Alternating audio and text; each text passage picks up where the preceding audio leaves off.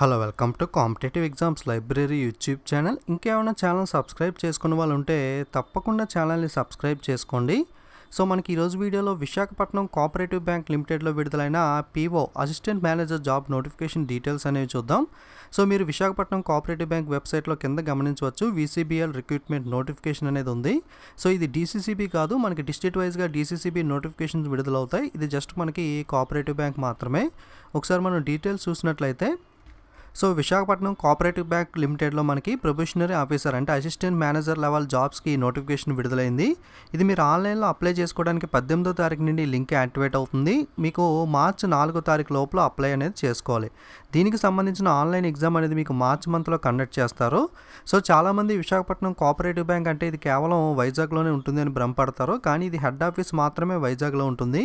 మీకు నోటిఫికేషన్లో క్లియర్గా మెన్షన్ చేయడం జరిగింది. ఒక పాయింట్ దగ్గర చూడండి, the Visakhapatnam cooperative bank limited is at present having branches in Andhra Pradesh and Telangana states. మనకి ఆంధ్ర తెలంగాణ మొత్తం మీద కూడా ఈ బ్రాంచ్లు అనేవి ఉన్నాయి. కాబట్టి పోస్టింగ్ అనేది కూడా 2 స్టేట్స్లో ఎక్కడైనా వచ్చే అవకాశం ఉందని కూడా చెప్పడం జరిగింది.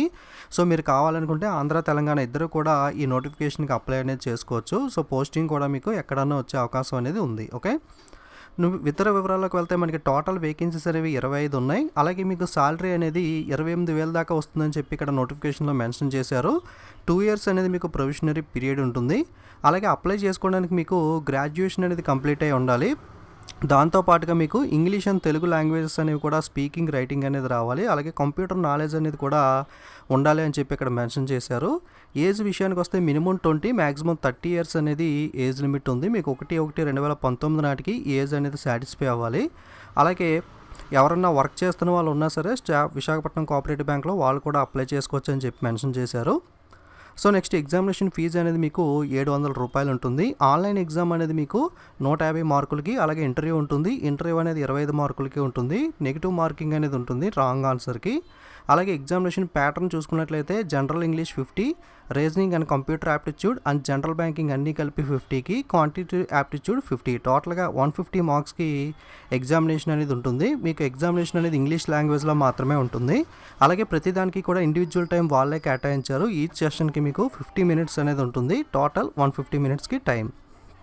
ఓకే, అలాగే ఎగ్జామినేషన్ సెంటర్స్ అనేవి మీకు విశాఖపట్నం, విజయవాడ, హైదరాబాద్, కర్నూలు అనేవి ఉన్నాయి.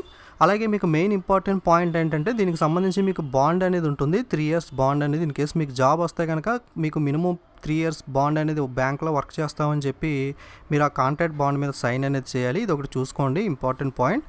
ఓకే, సో ఇది నోటిఫికేషన్ వివరాలు అనేవి. మీకు నోటిఫికేషన్ లింక్ అనేది కింద డిస్క్రిప్షన్లో ఇస్తాను. మీరు కూడా A to Z డీటెయిల్స్ అన్నీ చదువుకున్న తర్వాత, ఈ నోటిఫికేషన్ అనే కాదు ఏదైనా సరే నేను చెప్పినప్పుడు మీరు కూడా క్లియర్గా A to Z అన్నీ చదువుకున్న తర్వాత ఓకే అనుకుంటే అప్పుడు మీరు క్లియర్గా తెలుసుకున్న తర్వాత జాగ్రత్తగా అప్లై చేయండి. Okay, so don't forget to subscribe and share. Thank you.